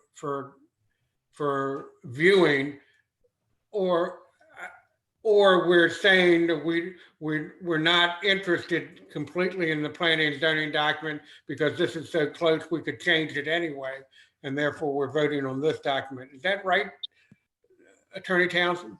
Well, Mr. Mayor, the Planning Commission makes recommendations to the commissioners, and ultimately it's only the commissioners who have the authority to amend the code. You have a legal requirement to take their recommendation into consideration. I think you're doing that today, but you're not restricted to adopt only what they recommend. And I just had that one suggestion about Go ahead, Attorney. some language. I just wanted to point out that, as I did already, I don't need to say anything more about family friendly or the word intended. I would suggest that the quotation marks that appear at the end of number 5 be moved to the end of number 6, because they're designating, or they're showing or depicting what language is going into the code. And just on a substantive point, if an applicant applies for an extension of premises and meets these criteria that are listed in A through H, then I think the only basis for denial that's appropriate would be in your role as protector of the health, safety, and welfare of the participants and the community as a whole. So to say that the commissioners have complete discretion and right to deny is, I don't think that language is necessary. But I just wanted to point out that those are the criteria which I think could result in the denial of an application that is otherwise consistent with the limitations in terms of paying the fee, not being longer than is permitted, being not in excess of the number that's permitted, and not being greater than 2,000 square feet. So I just wanted to point that out, that you can't deny someone whose application is otherwise consistent and say it's for any reason other than that it jeopardizes health, safety, and welfare of the community at large. Okay, before I go to anybody else, I'm going to explain a little bit. Number one, or ask a couple questions. And Mr. Townsend, are you saying that we should remove, provided the events are family friendly and intended?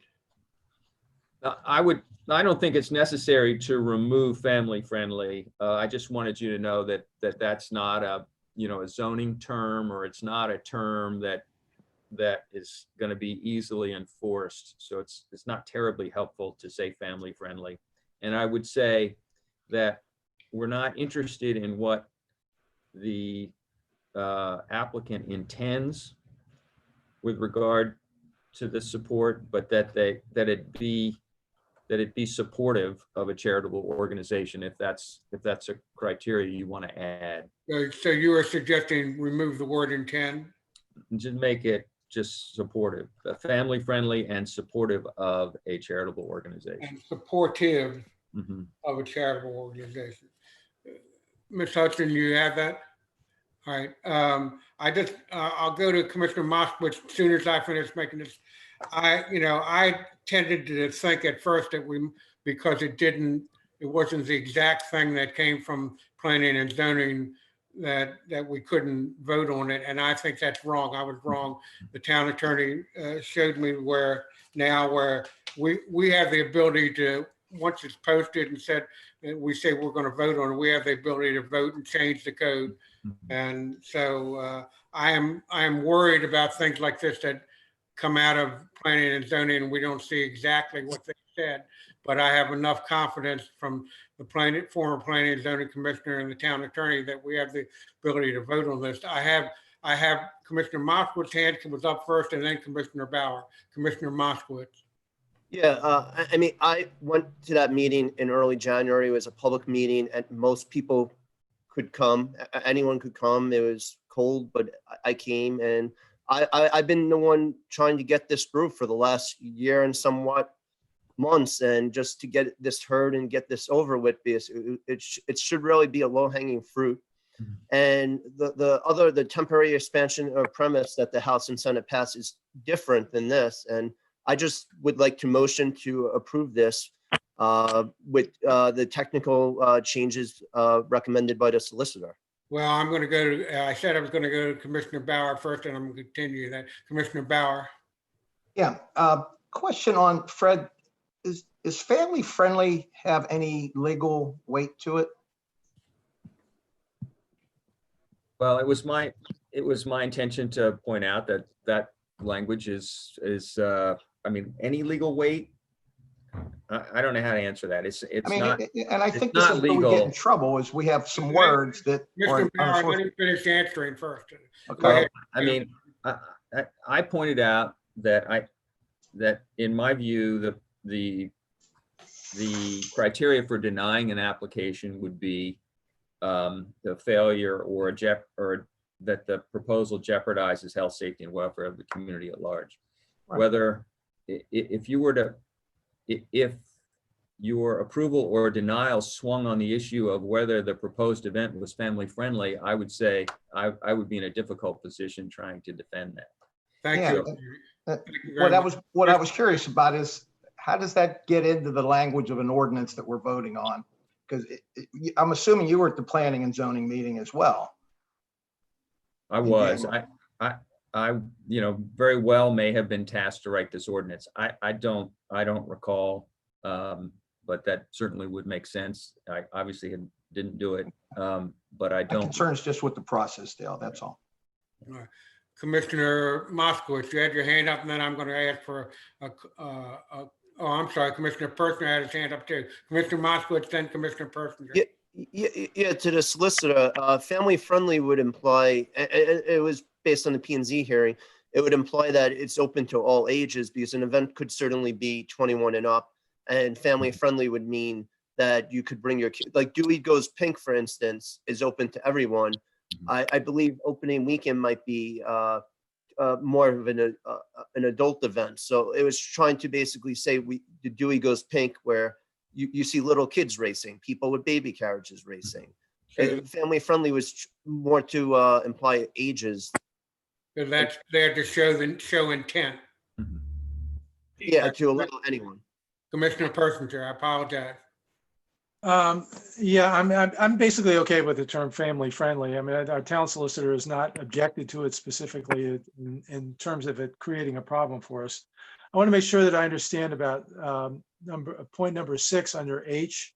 Were you suggesting that be eliminated and that we rely solely on the condition that promotes and protects the health, safety, and welfare of the community at large? Is that the way I heard that? That would be my preference. Okay.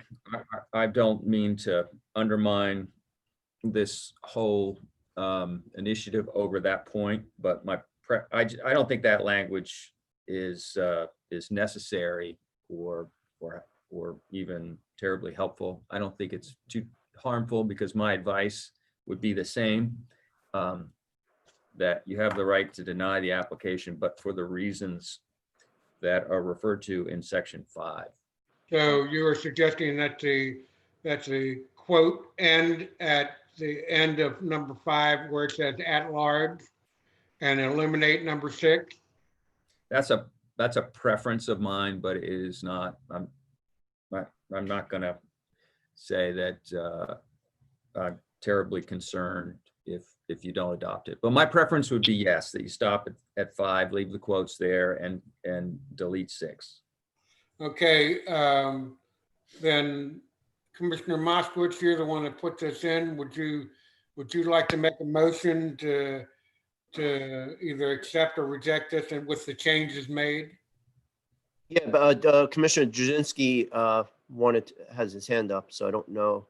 if you can do the mo- I would like to be recognized. That's okay, Dale. You would like to what? Be recognized so I can speak. I had a comment. Commissioner Jazinski, go right ahead. Thank you, Commissioner Moskowitz. I didn't see his hand up. Yeah, I'm invisible. What can I say? I think our town attorney is pointing out something that's important, and that's family friendly. It's nebulous and hard to find. Commissioner Moskowitz pointed out that the intention of that is really that an event is open to all ages. Mhm. I'm not going to insist on it, but I think we would be wise to take out family friendly and just say that it is fully open to all ages instead. That just makes it really clear what family friendly is. That would be fine, but I have a question. I'll go to Commissioner Bauer first here. So if we put that language in and it's an adult event, does that mean they can take children into the adult event or underage people into the event? I don't think that's wise to do. No, it's basically saying the event has to be the type of event that people of any age can go to, is what Like it's. the Winter Gala, for example. It's a good event.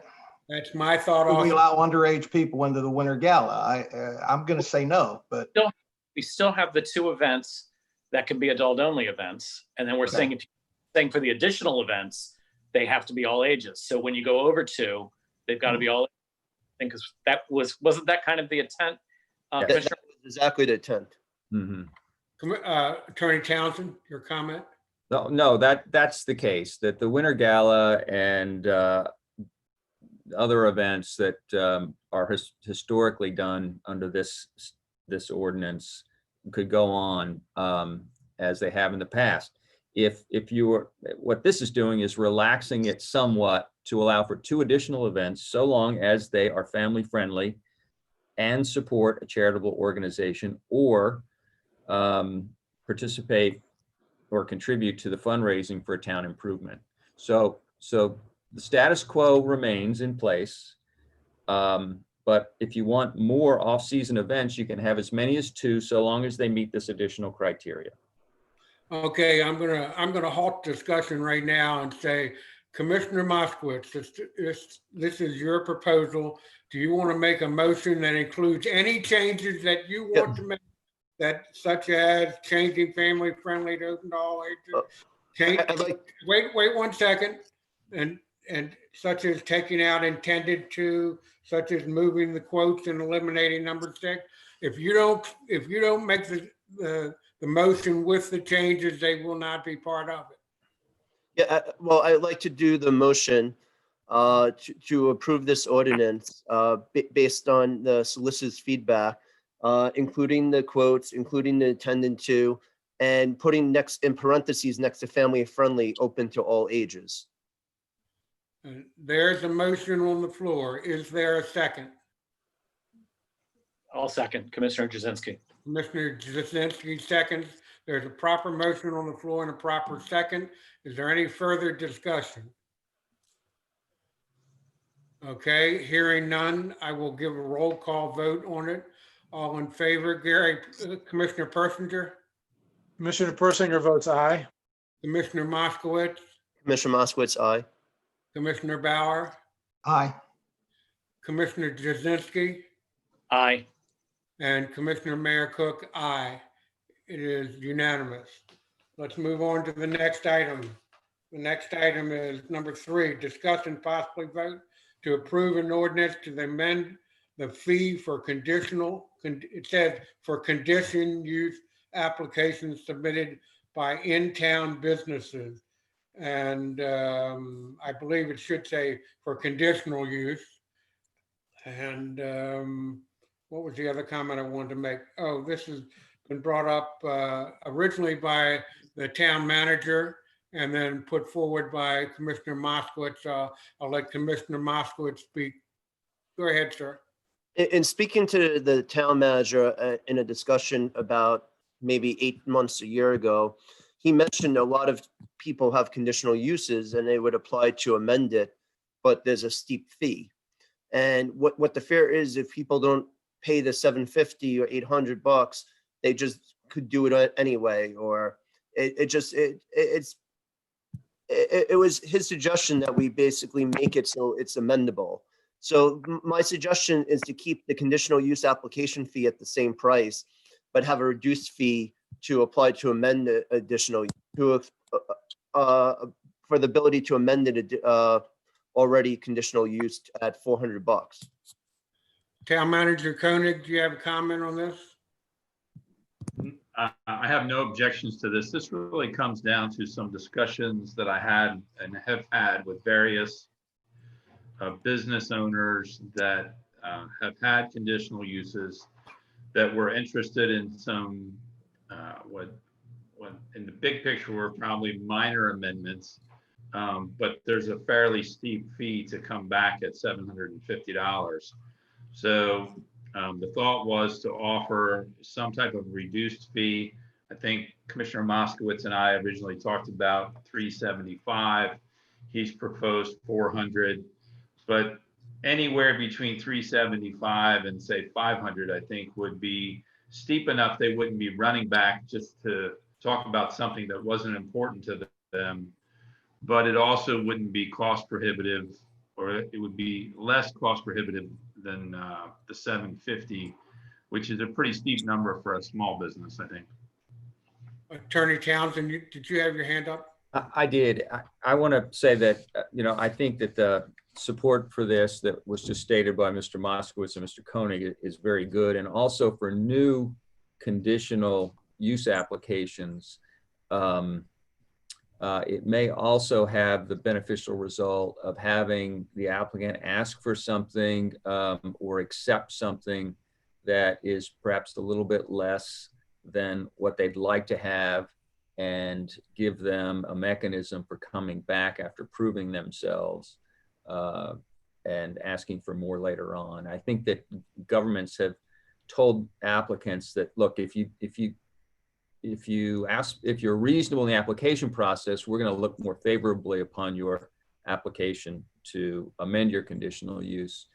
And if we put up this barrier of cost associated with that application to amend the conditional use, then you may get exactly what Mr. Koenig and Mr. Moskowitz said. You might build in an effort on the part of the applicant to push the rules a little bit. And so I think this is a good initiative is what I wanted to add. Now, I've heard that comment before. This is Dale Cook again. I've heard that comment before about making it easier for the applicant to come back. Is there a time period that they're limited to? In other words, they could put it in and then a month from now they could come back and ask for a change?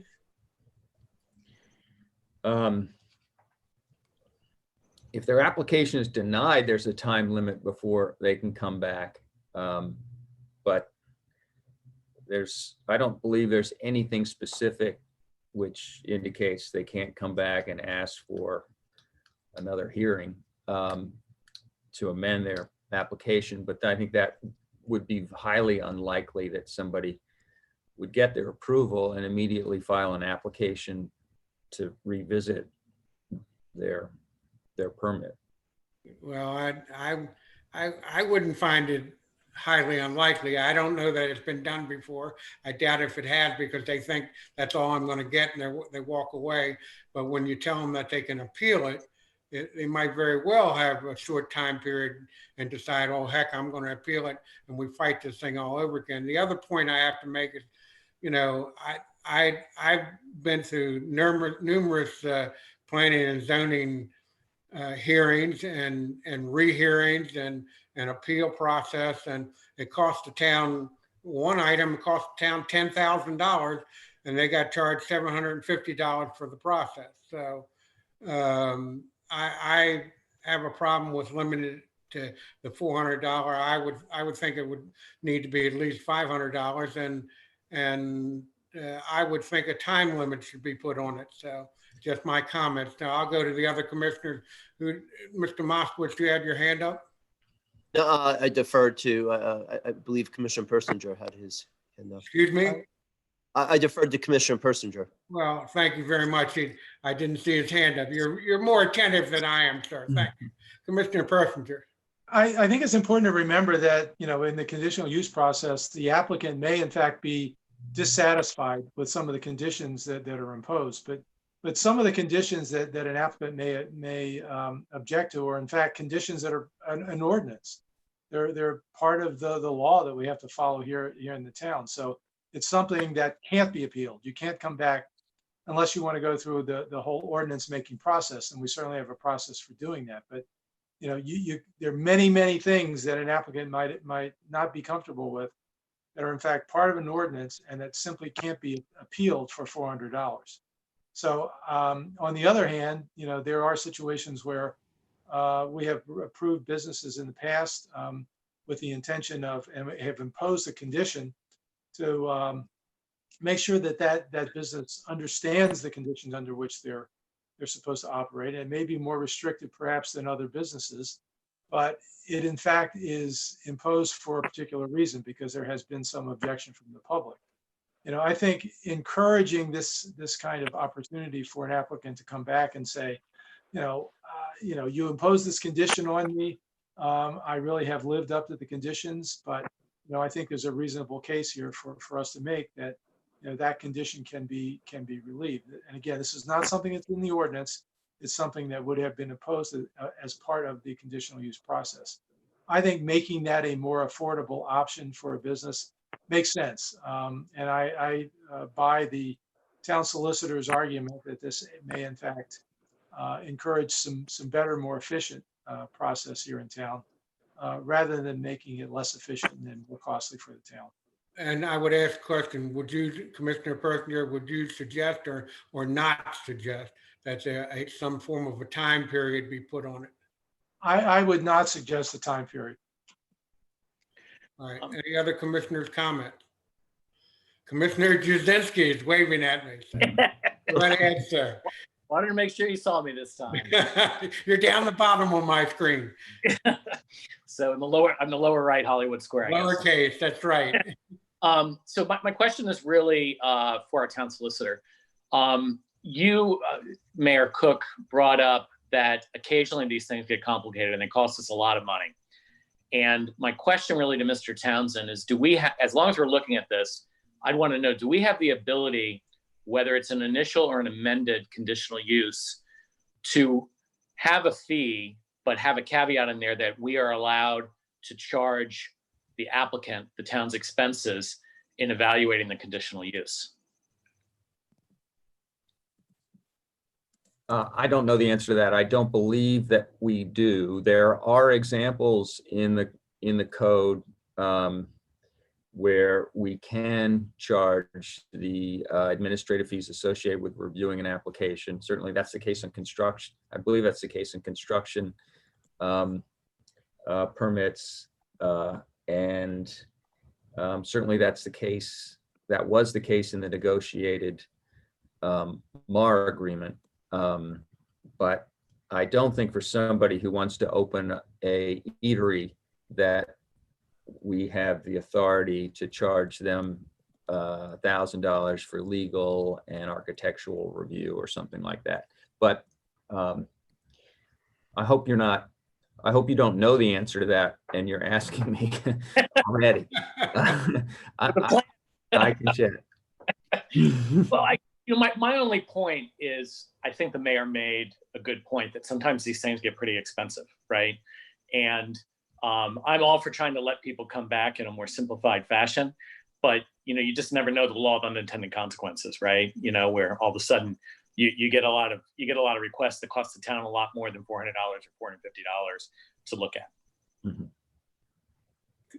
Mr. Townsend, you have a comment you want to make? Well, the word appeal was tossed around a couple times, and Commissioner Persinger also made a good point about the existence of code provisions that sometimes applicants object to. So in the instance where an applicant does not like an ordinance, which we're specifically calling attention to in our conditional use permit, we say, by the way, you must comply with this section and that section. Their only relief from that is through the Board of Adjustment. So they can't appeal our grant of a permit based on it including terms that say, by the way, don't forget, you can't have amplified music on a deck or some such thing. So any appeal from the existing code must be heard by the Board of Adjustment, and as was rightly pointed out, the approval cannot grant relief from an existing code provision. Any other comments from any of the commissioners? Commissioner Bauer? I think it's, we have a pretty high fee for these conditional uses to get reviewed. I went through, remember that was a pretty thick green book we had, if I remember, it was about that thick. That's correct. There's a lot of them. Actually went through that, and I know P&Z has that, and my fear with that whole thing is we're going to have people contesting what that conditional use was and the grandfathering, et cetera. And by making it a high fee, I think we're throwing gasoline on fire with it. So I think this is a good idea to at least reduce the fee, have whatever appeals we're going to have on these, and let's move on. Okay. Any other commissioners Commissioner Moskowitz, you have a comment? Yeah, so, well, more to the solicitor, if we did a motion to reduce the fee to $400 to the mayor's comment, is there a way to limit it to once a year, or like language that would apply for the first request in a year, and then the second request would be that the normal rate? Okay, so I think you could say that the motion, that this language that we have in this memo, say, but a reduced fee of $400 to apply to an application to amend an existing conditional use submitted in excess of 12 months following the grant or following the prior application, or some language like that. Well, that's interesting, or some language like that, but we're kind of here, and it looks like the commissioners are in favor. Hold on one second, please. Okay. I'm sorry, did you recognize me? Yes, I did, sir. Okay. My question is, do we need to do this in an ordinance? Well, that's my question as well. I mean, is the because this is not an ordinance, and I intended to ask that question as well. Is the conditional use fee set in our ordinance? Because this seems to suggest that it isn't. Yeah, I'm not sure. Well, I mean, the motion's not in an ordinance form, so. So, Yeah. so that suggested to me that this is not, do we have a fee of $750 in our fee ordinance someplace that It needs to must be in the- amended? Must be in the fee structure ordinance. Well, if it's in an ordinance, then this is, I don't think it's appropriate for a vote. I think even though it was on as discuss and vote, it would only be appropriate for discussion. Commissioner Moskowitz, I'm going to say that I think they're correct. I'm going to go ahead and take your comment, and then I'm going to make a comment myself.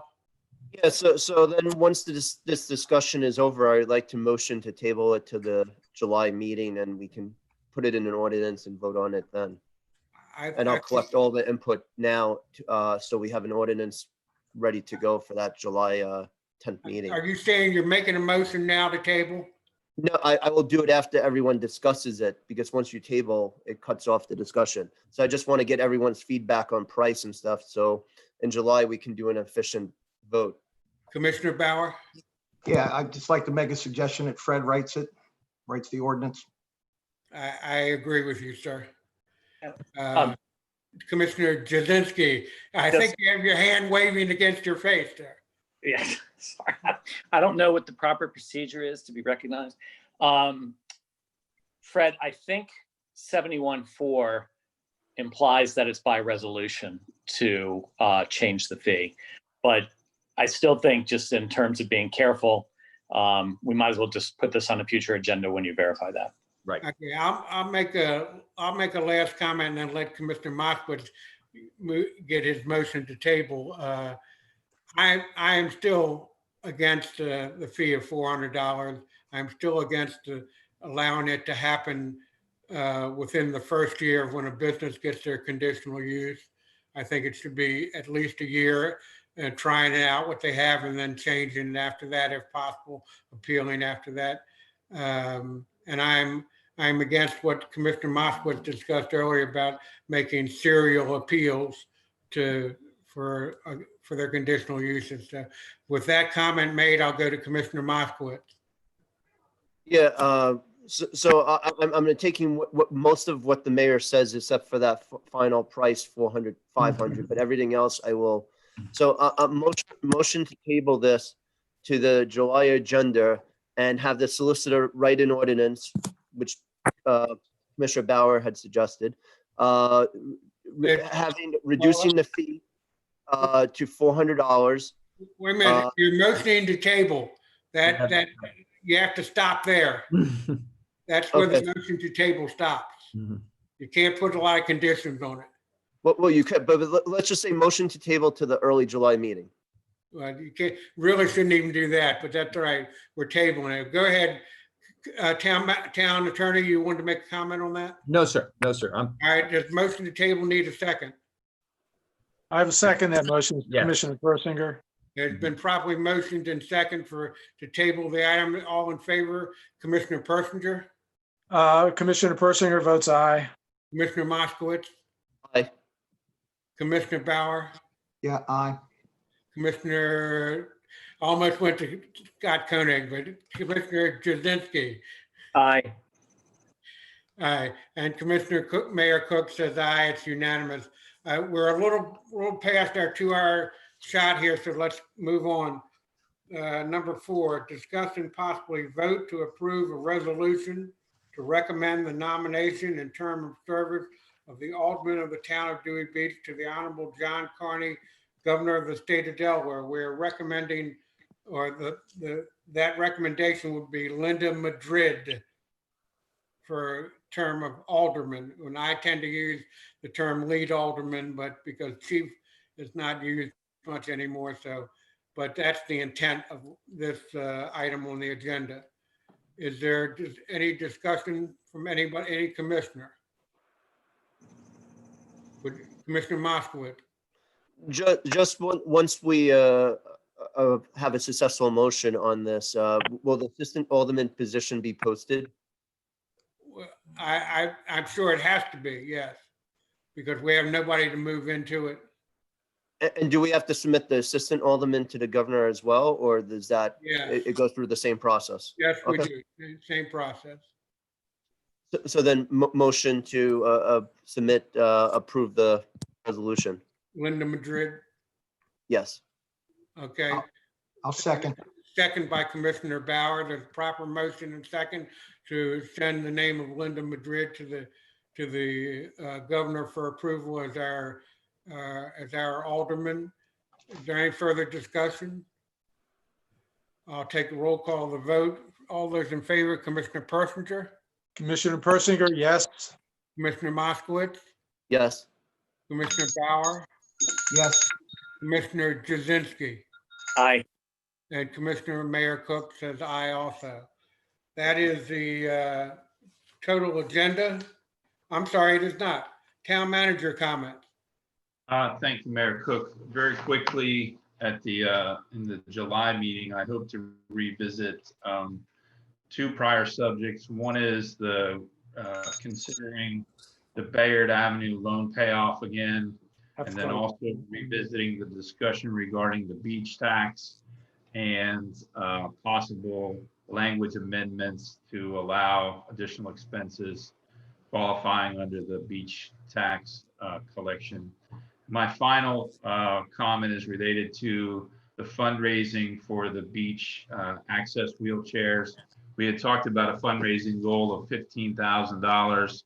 I'm hoping that we can kick that effort up in high gear in the month of July so that we can actually raise the $15,000. We bought 4 chairs.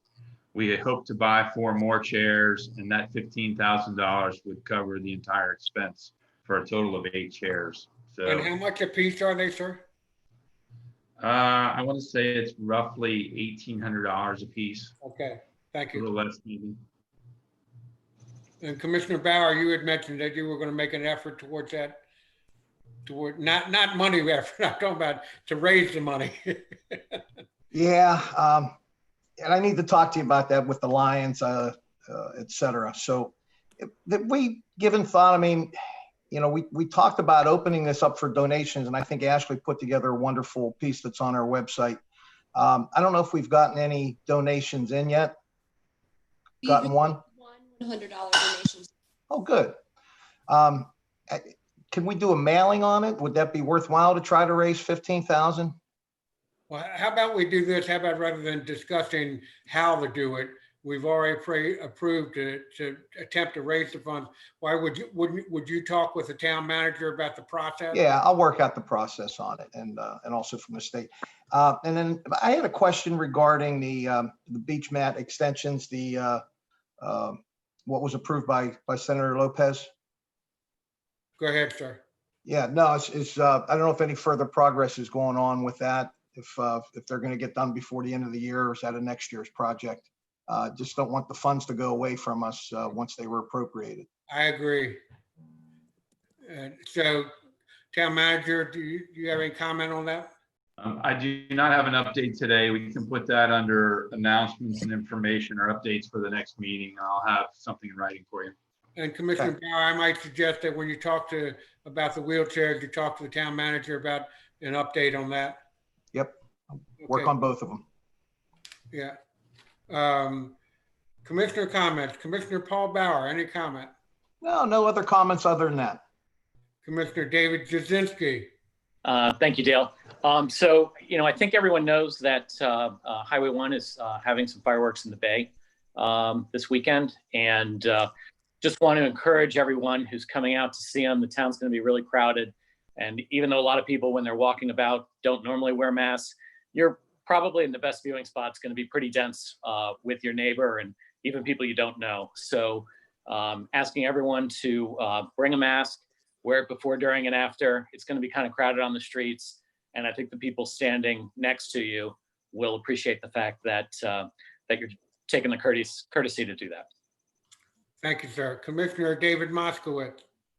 Yeah, when we approved with the beach mats, it should be noted that Jersey Street chose not to get beach mats last time. It wasn't, we ran out of money. So again, like it needs to be spoken to because the Jersey Street residents did not want the beach mats in that street.